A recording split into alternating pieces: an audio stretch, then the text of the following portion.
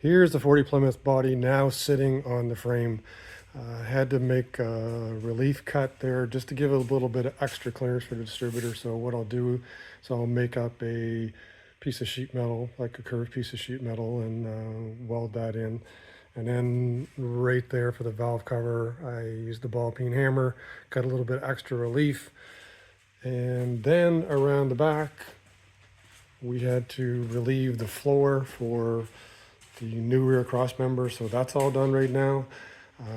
The car is basically sitting on 6 rubbers in the back, on the body mounts, and then the 2 rubbers on, or 4 rubbers in the front. I don't know, you can't quite see them, but they're over there, one body mount, another body mount, so it's sitting there.